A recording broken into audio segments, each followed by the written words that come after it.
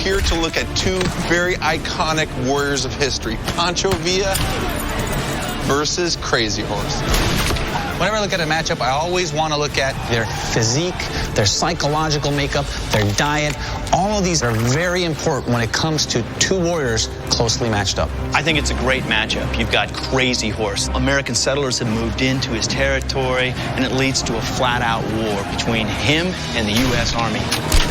When you look at Poncho Villa, he was a bandit who had to build himself up from nothing, and then collected this incredible following, two of the most wanted men in history. And that's why this is a perfect matchup. Crazy Horse, the fierce Lakota warrior of the 1870s, whose brilliant battle plans and fearless offensive annihilated General Custer at Little Bighorn. Versus Pancho Villa, the Mexican revolutionary whose guerrilla army destroyed corrupt dictators in the early 20th century and then invaded the United States.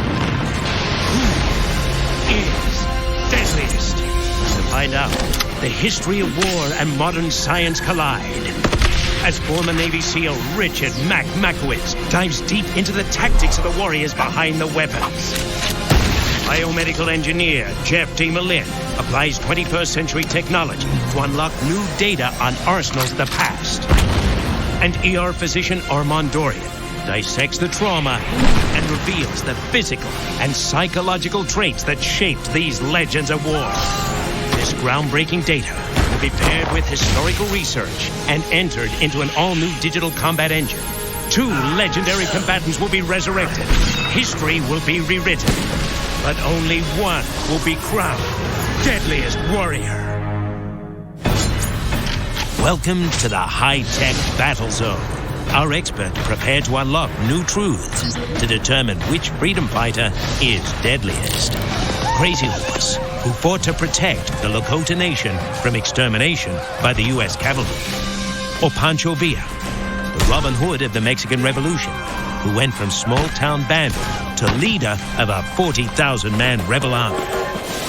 For me, every match has to start with a tale of the tape. Age, size, weight, illnesses that they may have. Poncho Villa, 5'10", 170 pounds. Crazy Horse, on the other hand, 5'8", 140 pounds. Then you think about Poncho Villa had rheumatoid arthritis, a severely debilitating disease. Crazy Horse, on the other hand, during his reign, the buffalo almost became extinct. His food supply diminished. He became extremely thin. And these are all crucial X factors that will be put into the sim. For me, though, it's the warrior. What is the strategy and tactics they like best? How is their field craft? We're going to be looking at Crazy Horse's hit-and-run tactic against Poncho Villa's El Golpe Terrifico. Mac, most interesting about this matchup for me is the repeating rifles. You're able to carry more rounds, speeding up your ability to send rounds down range. But we're going to see just how lethal these weapons can be. The new digital combat engine was created by Robert Daly, a former Green Beret and designer of more than 30 military-based video games, including the Deadliest Warrior game. The combat engine will evaluate weapons data, plus up to 100 X factors that are assigned values based on extensive historical research of each warrior's life, tactics, and psychological profile. What X factors are going to make the biggest difference to you? The logistics that both of these warriors had is something that comes into play. Logistics being the supply of the operation. Yep. When you're limited on supplies, you have an issue. Representing Crazy Horse, his direct descendant and an expert at wielding weapons from horseback, Moses brings plenty. Crazy Horse would always be the first one into battle, and Crazy Horse would always be the last one to leave. Joining the fight, Lakota tribesman and decorated former Marine, Delano Blue Eagle. Crazy Horse is fighting to protect his people and his way of life, and nothing gives you more strength. He was born for warfare. Crazy Horse grew up as settlers and Great Plains Indian tribes fought for territory. When the U.S. Army slaughtered 85 Indians at the Blue Water Massacre in September 1855, 15-year-old Crazy Horse discovered the carnage. And in that moment, an avenging warrior was born. It completely broke him on the inside how savage these strangers can be to his people. And after that, there is no way to stop Crazy Horse from waging war on the Bluecoats. though the U.S. cavalry was much larger and better armed. Crazy Horse's evolving hit-and-run tactics left a bloody trail of soldiers behind him. Early settlers were used to forming it up on 2 columns and just blasting away at each other. That was their version of war. But Lakotas are smart. Instead, they're going to hide, move in fast, hit you when you least suspect it, and as they're taking off, another group is coming from this side to do the exact same thing.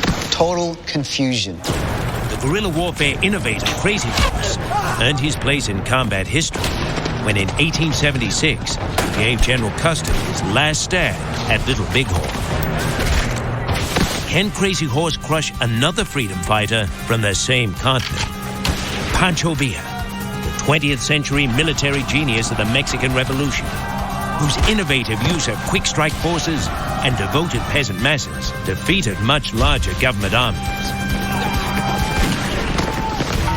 Carrying the flag for Poncho Villa, a marksman in mounted combat and Villa historian, Fernando Vasquez. The people that hated Poncho Villa were those that were afraid of him. The thing is that more people loved him than hated him. His strategy, his intellect, make him the deadliest warrior. Joining Fernando, early 20th century firearms expert and great-grandson of one of Villa's generals, Santiago Villalobos. Pancho Villa, to the Mexican people, is known as the Mexican Robin Hood. He'd take all the riches from the rich landowners and he'd make them sign everything over to the peasants. Growing up an indentured peon on a Mexican hacienda, Pancho's rage against the wealthy was ignited when his sister was assaulted by the rich landowner.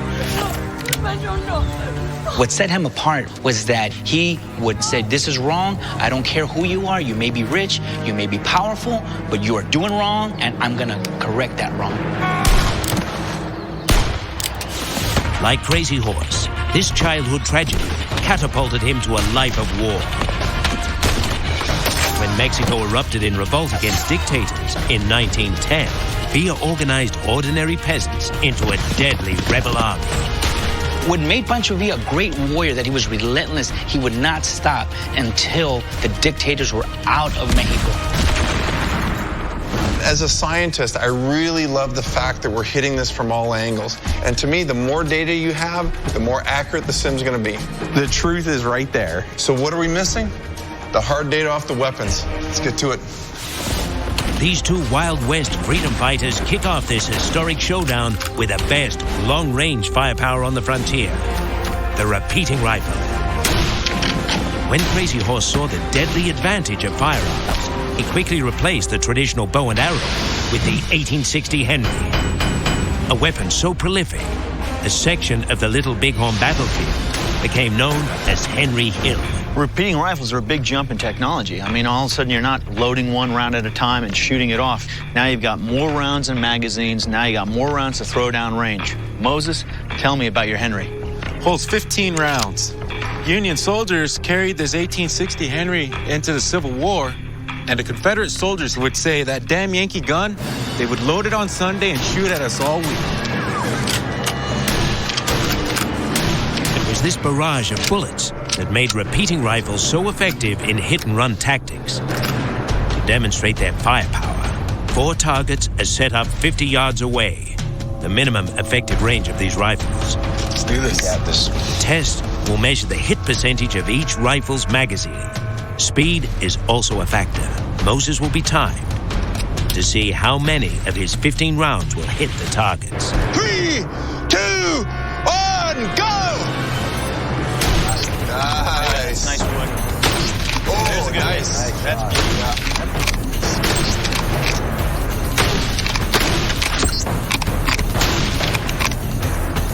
Nice. Nice. Keep Are you firing. done? If you got more rounds, fire 'em. Still got more rounds. Jammed. Nice. Hey, bring it home, bring it home. Nice. Done.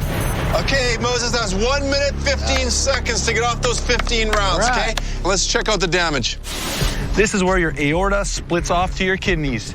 You hit those renal arteries. When those bleed, your blood pressure is going to drop, and that will be an instant kill. Targets 2 and 3 are severely wounded but could still fire back. Slab of meat, this would cleanly go through a human body. Perhaps not a kill shot. If it was chest level, this is an instant kill. Moses, what worries me about this test is there's 15 rounds in that Henry, and we're only seeing 6 hits. What happened? 4 targets. All 4 of them are hit. That's good enough for me, as long as we stop them. That gun is susceptible to jamming. I don't believe that this one will jam as easily. Pancho Villa staked his life on the 1894 model Winchester, a repeating rifle so lethal, it's known as the gun that won the West. Even though it did not fire the 15 rounds, it was 10. This action could take him through faster, much easier than the other rifle. With a magazine of 10 rounds, Fernando will have to score more than 4 hits to beat Moses's 40% success rate.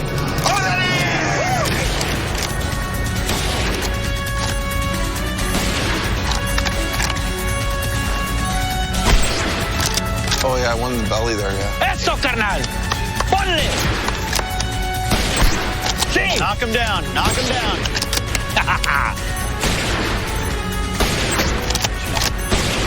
Done! Nice! Yeah! That's 48 seconds to get those 10 rounds down range. Nice work, Fernando. Let's go check out the targets. This is described as a way to decapitate with a bullet. This guy is instantly killed. Like Crazy Horse's rifle, targets 2 and 3 are not instant kills. I can see it from here already, the exit wound. You see that ring, size of the bullet, the burn around it. It goes through all the layers, but the back end, you get a much larger wound. This would be a mortal wound, not an instant kill, but it is really nice to look at on actual tissue. So, 1 instant kill, 3 mortal wounds, but I gotta say, man, only 4 hits. 10 rounds, 4 hits, that's still 40%. There's a reason why they still make this weapon today. It's still being made. If you ever go into battle, this is the weapon to take with you. But you know, during that time, disease actually killed more people than either one of these rifles, which has to come into factor and come into play. Correct me if I'm wrong, Crazy Horse just missed the big epidemic with regards to smallpox and then tuberculosis. You want to be ineffective in a battlefield? Try fighting when your lungs are filling up with blood. For me, what really matters in these kind of tests is precision and lethality. So when you're looking at this right now, as far as precision, it's kind of a wash, right? So it's really going to come down to how the weapons themselves operate, how quickly you can get online, and how you do that. I'm convinced that this is still a better weapon. You can carry it all day. That's a very heavy weapon to lug around. The Henry is a heavier rifle. But us Lakota warriors, we hunted buffalo. We didn't sit in some hacienda and had someone feeding us food every day. So we can handle this gun. You're missing something. Con permiso. Look at the size of these weapons. This weapon is much more maneuverable on horseback. Coming up, the gunslinger's duel from the saddle.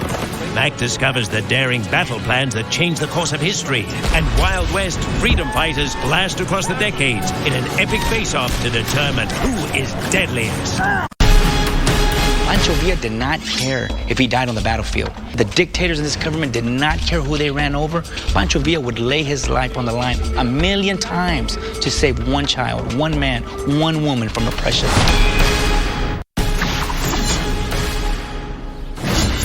Poncho Villa, Crazy Horse. 2 of history's most feared freedom fighters terrorized the Old West and rewrote the book on guerrilla warfare. Crazy Horse may have not invented the guerrilla warfighter tactics, but he was a major contributor to its development today. Using the element of surprise to hit fast, hit hard, and disappear proves so effective that it's been adopted by nearly every modern-day rebel. From the jungles of Vietnam to the mountains of Afghanistan. Both warriors were master horsemen. The teams will test the accuracy of their rifles from horseback. Okay, gentlemen, each of you will get 5 rounds. You'll ride down this course shooting these 5 targets. Moses, you'll be going first, so we've got our Fernando targets set up here. About the right size. Okay. First to be tested, the longer, heavier Henry. Nice. You got it, I think. There you go. Wow, he's so fast, bro. Nice and smooth. That's what I'm talking about. Moses scores 3 hits, a broken clavicle, a perforated liver, and an arm wound. Moses, the thing I saw when I watched you, you actually just trusted the horse to do the horse's job. You didn't fiddle with the reins, you just started committing to the target. Well, that was one of the biggest things for us as Lakota people. There's a trust between the rider and the horse. You know, there's a brotherhood. That's great. All right, Fernando, what do you think? Well, 3 out of 5 is not bad. But with a gun that was made for shooting off horseback, I hope to do better. Will the shorter, lighter Winchester outshoot the Henry? Whoa, he's moving. Nice, that was a hit, that was a hit. Fernando also registers 3 hits. Okay, let's take a collapsed lung, grazing tricep wound, and a fractured elbow. We've got very similar weapons, some advantages, some disadvantages. This one, in my mind, is probably the closest matchup we've seen. So which long-range weapon takes the edge? The guns are so evenly matched, the decision comes down to which rifle performs better in the heat of battle. With the Winchester, you know, just working this action, I feel like I can work with my pinky. In fact, I can. And if I go to the Henry, working that action, it's much, much more coarse action. I'm giving my edge to the gun that won the West. That's the Winchester. This weapon right here, the Henry. Your magazine is exposed right here. You see this? Yep. Now, which means if I'm in the field, you know, there's all kinds of brush, debris, dirt, anything that gets in there and starts gumming up this makes this a dead man's gun. Personally, I gotta go Winchester all the way. The long-range weapons, edge, Poncho Villa for the Winchester repeating rifle.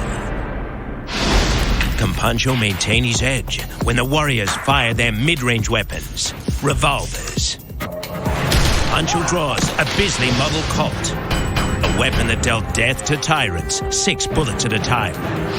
Colt Bisley, 1894 vintage, excellent gun. It was not military issue for competition for marksmanship, and it became one of Pancho's favorite weapons. Pancho had compromised hands because of the arthritis. Yeah, Pancho, from my understanding, had rheumatoid arthritis, and that's a severely disabling disease. So with a wider hammer, it'll make a huge difference. Crazy Horse counters with the 1873 Colt revolver, a gun Lakotas took from dead soldiers to create more dead soldiers. We have about a 30% longer barrel than what Poncho Villa used. It was able to give a lot better accuracy. And out there in the plains, accuracy is everything. Jeff will first measure the potential killing power and speed of each revolver's bullet by firing them into a block of ballistics gel. We're gonna have this revolver fixed and locked down to this table. This round's gonna move through the crony. We'll get the muzzle velocity of this weapon. Fernando, you're up first.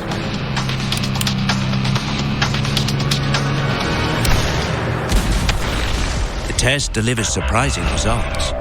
The bullet from Poncho Villa's Bisley passes through cleanly. I can actually see the permanent cavity draw almost a straight line. There is no real tumbling going on here, and I would not have expected that from a lead round.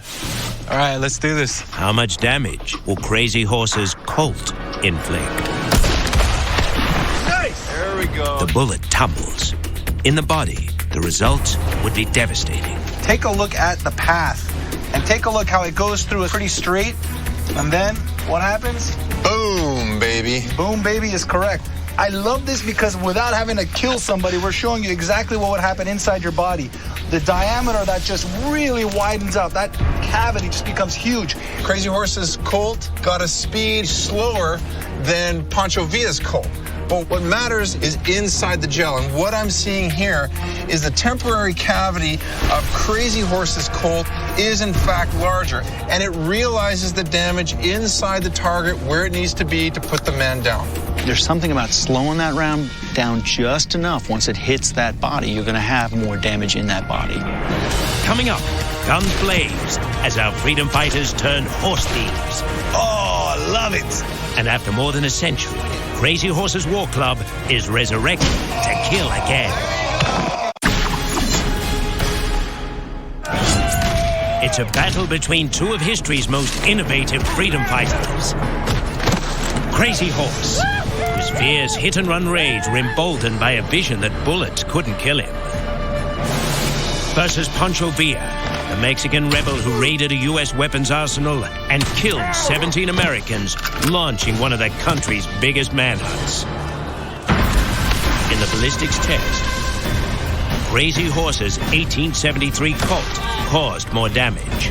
Boom, baby. But how will it match up against Pancho's Colt Bisley when the Warriors turn to horse thievery? Gentlemen, these warriors were both guerrilla fighters. They had to attain their resources on the run. No government backing here. So how would they resupply with horses? The Lakota motto is, take the horses from those who cannot protect them because they didn't deserve them, which primarily was the U.S. cavalry.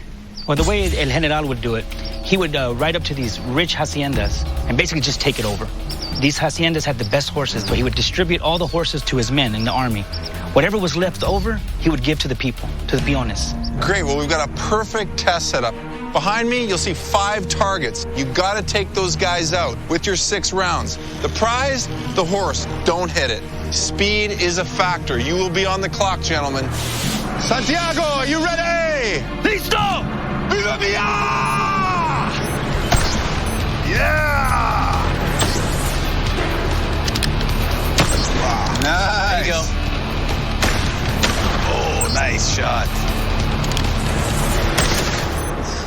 Yeah! Well done.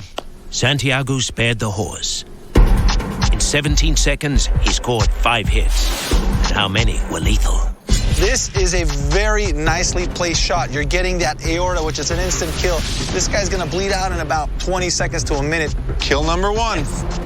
This guy, you actually delivered 2 shots to, but all you really needed was the first one. It went right through the bottom pole of that heart, probably again in 15, 20 seconds, unconscious, dead. Kill number 2. Woo!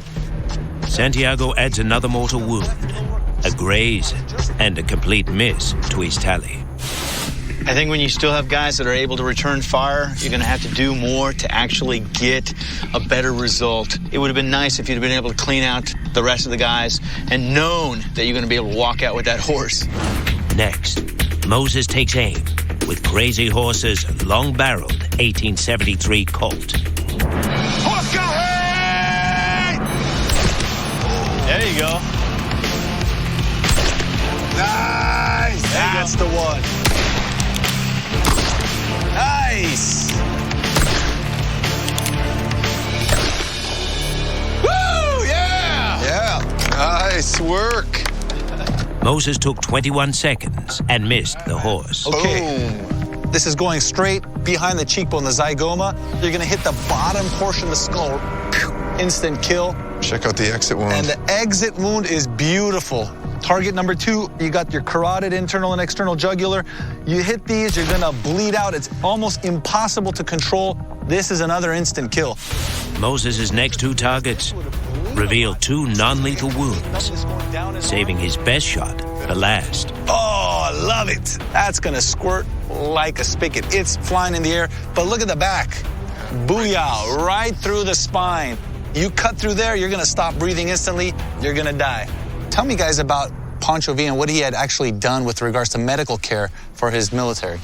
He tried to prepare for every wounded person that was out there with medical supplies. On some of his trains, they had at least 1 car that was set up as a hospital car, and more people survived because of that. Without a doubt, it's got to be an X factor, and it's got to be factored into the sim. Poncho Villa's Bisley revolver was faster than Crazy Horse's 1873 Colt, but the 1873 was more accurate. So which gets the edge? I think the advantages, frankly, go with the Bisley. The thing that's really interesting to me is that the 4440 is the same round that goes in his pistol and goes in his rifle. If I'm going to have to draw this weapon, it's a shorter barrel. I'm going to be able to get this thing up and onto target sooner. I think that wider hammer is going to make a bigger difference for me. So for me, I'm giving my edge to the 1873. It's giving me more damage in the ballistics gel. As far as when the operator used it, all 5 targets were hit. That speaks volumes for me. For me, I have to agree with you. I got to go with what caused more mayhem, more trauma. And in the end, it comes down to the Colt 1873. For me, the edge still stays with the Bisley. By a vote of 2-1, edge, Crazy Horse for the 1873 Colt. A key X factor that will be added to the digital combat engine is battlefield tactics. Mac will analyze one of Poncho Villa's most effective battle plans. What is Poncho Villa's favorite strategy and tactic? It is called El Golpe Terrífico, which means the terrific blow, or as I like to call it, the ferocious blow. What is a perfect example of it? The Second Battle of Torreon. All right, we're gonna use the touch table and go there now. It is March 20th, 1914. It is the middle of the Mexican Revolution. Pancho's Ballistas take on 10,000 enemy federales at the railroad town of Torreon, the key gateway to Mexico's northern states. He sends his infantry, and it's pretty much a disaster. He cannot advance. They are outmanned here. Federales start attacking, and they start dropping artillery on it. People are starting to get wiped out, right? Exactly. He learns from his mistakes. He adapts very quickly. Exactly. They've exposed their positions. He knows where the artillery pieces are. He wants to surround this to the very best of his ability. He knows he can't take this position during the day, so he comes at night. Boom. He's got this one position completely surrounded now. This is where he launches El Golpe Terrífico. He attacks and uses the cover of darkness against them, constantly harassing them. These guys aren't getting any sleep. The Federales, they're getting scared now. Pancho crushes this position, and this terrific blow becomes this legendary threat anytime Poncho Villa comes into an area. When a man like Poncho Villa comes along, the people are gonna rally and follow him because he fights for what's right.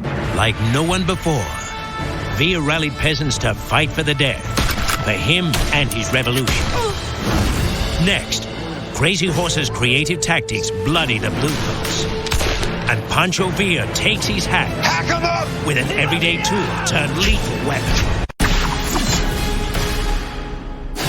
Crazy Horse, leader of the Lakota resistance, who fought settlers and soldiers, who broke treaties and stole his land. Poncho Villa, warlord of the Mexican Revolution, who invaded the United States to steal weapons for his guerrilla army. In a battle between America's two most wanted rebels, who would win? Each warrior's battlefield tactics will play a crucial role in our 5-on-5 simulated battle. Crazy Horse had to get creative with his tactics because he didn't have the resources at his disposal to take on the U.S. cavalry. He is a master at the hit-and-run strategy. Perfect example is the Battle of Rosebud Creek. June 17th, 1876. In present-day Montana, General Crooks's cavalry encounters a band of Lakota warriors led by Crazy Horse. What does General Crook do? He put his men on line up Rosebud Creek. So he wants to send his men into position where they can lay down a base of fire. But that's exactly what Crazy Horse wants, isn't it? Yes, communication is obviously breaking down this point because Crazy Horse is coming in with hit-and-run parties. He wants to draw fire. He wants them to empty out their magazines, correct? Correct. And as soon as they're done shooting and reloading, the full-on charge comes through. Crazy Horse heads back, and he attacks from a different direction. He wants to hit, run, all day long. Guys are basically trying to shoot at the Lakota as they're coming through the lines, and they're shooting at each other. What's happening now is the lines are beginning to fail. Things are not looking good for General Crook right now. He can't communicate. He can't get more ammo. No, at this point, the upper hand he thought he had with volume of fire and more men is actually starting to play against him. There's no way he can reinforce Custer at Little Bighorn. What's he going to do? He's going to start pulling out, right? Exactly. This battle actually led to Custer's defeat at Little Bighorn a week later.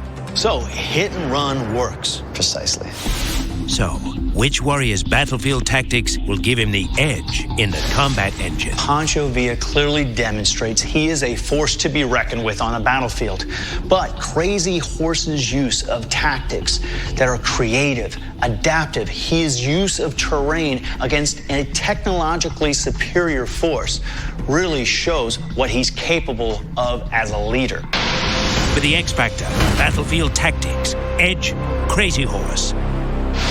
When it was time to move in for the kill, these warriors turned everyday tools into close combat slayers. Crazy Horse leads with the Indian Company, a hunting club perfect for bludgeoning bluecoats. To ensure test authenticity, our weapons designer, Dave Baker, has recreated the centuries-old battle club with personal guidance from Lakota tribesmen. What it is a bauxite head shaped into a two-pointed, almost football shape, and a hole. Into that was fit a choke cherry or native plum shaft. And then the entire thing is wrapped in rawhide and sewn up, creating an incredibly strong and flexible club. When you swing it, it almost takes a whipping effect, which would add a lot of force to that blow. Okay, Blue, on this test, we've got set up here is a ballistics gel torso. Ballistics gel mimics both the density and viscosity of real human tissue. I will give you 15 seconds to do as much damage on this torso, okay? I want to see headshots, I want to see body shots. Jeff attaches an orientation sensor to register the weapon's impact velocity. 3, 2, 1, kill it! Hard, Blue, hard! Yeah, there you go, boy. Yeah, that's what I'm talking about. There you go.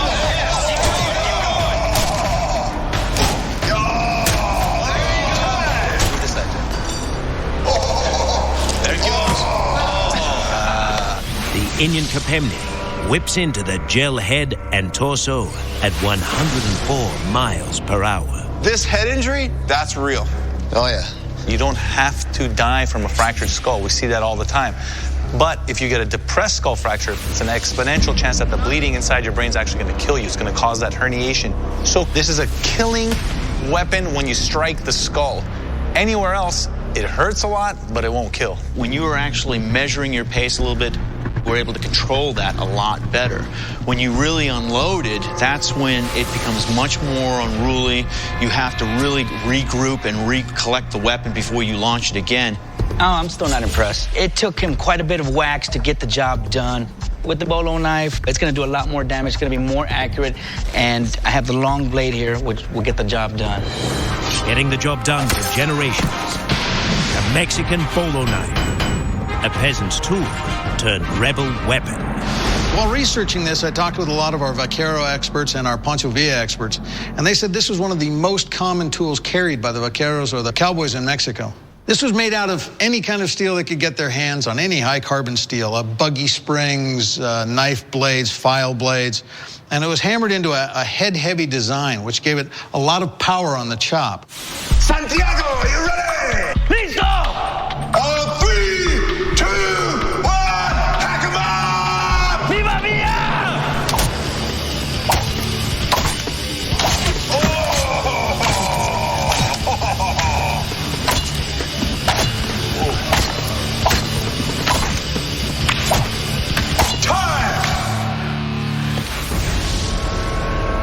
It's a functional decapitation. The head's not going to fall. The ligament integrity is very difficult to cut through. Having said that, you will be getting it past the significant arteries, the carotids, the jugulars. But let's get to the body trauma here.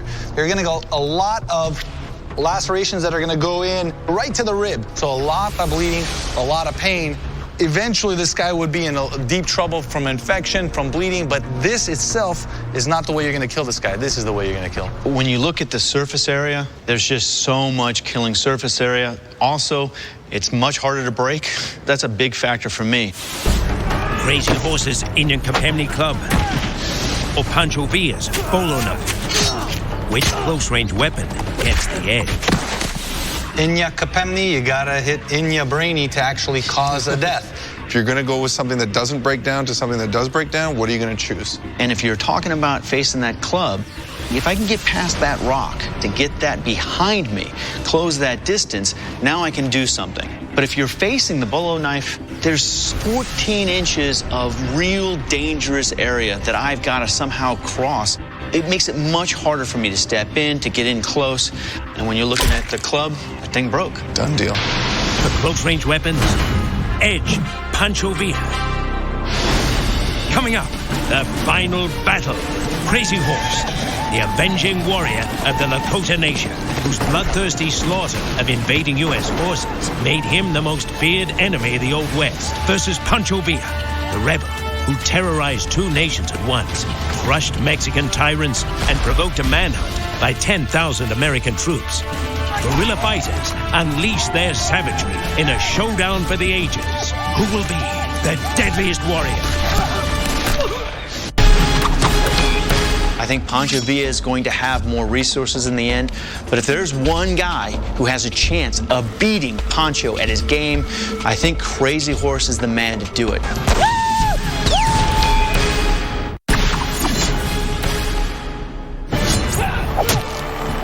Poncho Villa versus Crazy Horse. Who is deadliest? Our team has completed extensive tests of the lethal arsenals these Wild West warriors will bring to their legendary showdown. For long-range weapons, the Winchester 1894 repeating rifle proved more reliable than Crazy Horse's 1860 Henry. Edge, Poncho Villa. For medium-range weapons, the Model 1873 Colt caused more damage than Pancho's Bisley model revolver.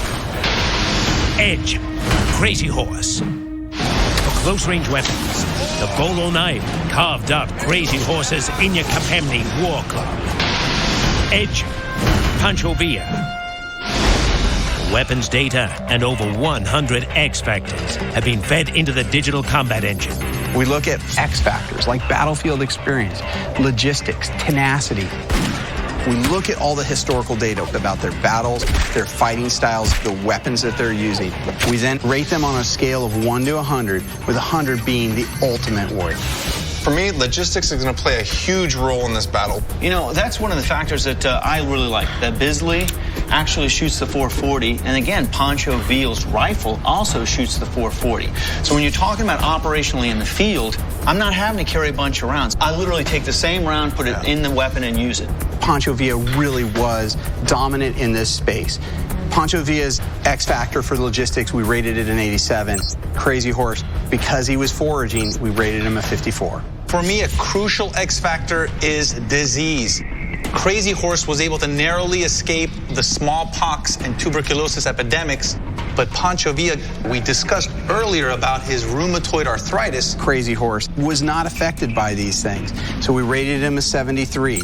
On the other hand, Poncho Villa, he did have insomnia. He did have arthritis, so we had to rate him really low, and we gave him a 44. For me, what's really important with the Warriors is tactics. Who sets up the moment the best? Who executes and follows through in that moment? How did you rate them? Both of these commanders really adapted to the situation, and from tactically, they were extremely sound. So we rated Crazy Horse an 85 versus the 81. Okay, Rob, we've entered in the X factors. We've got our hard data. Let's run the sim. Let's go. It's time to launch a 5-on-5 battle. Crazy Horse and 4 Lakotas take on Poncho Villa and 4 Paistas.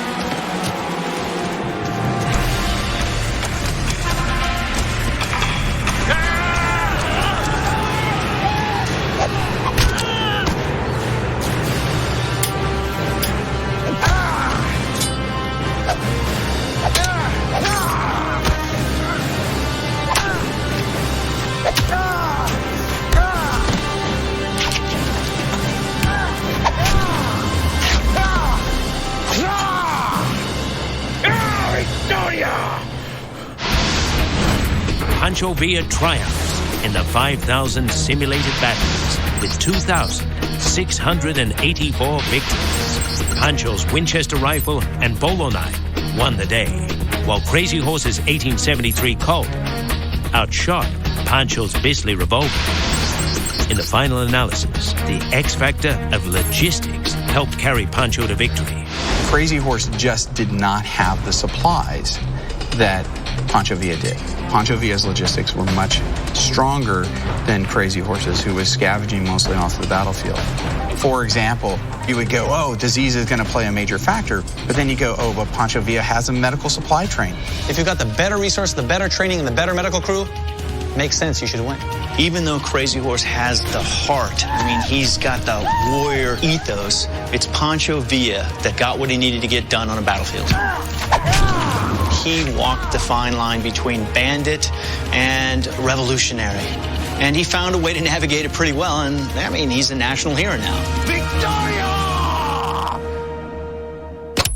Next Wednesday, Deadliest Warrior goes live with an unprecedented season finale event. This has never been done on television before. First at 9, Nepal's elite army, the Gurkhas, take on the French Foreign Legion. Both these guys are near superhuman. Then at 10, it's the most controversial matchup in Deadliest Warrior history. Vampires versus zombies. You either fight or you die. And during the show, join the debate as the cast answers your Twitter questions live and makes a huge announcement. Now we're talking. The Deadliest Warrior Live season finale event next Wednesday starting at 9 on Spike.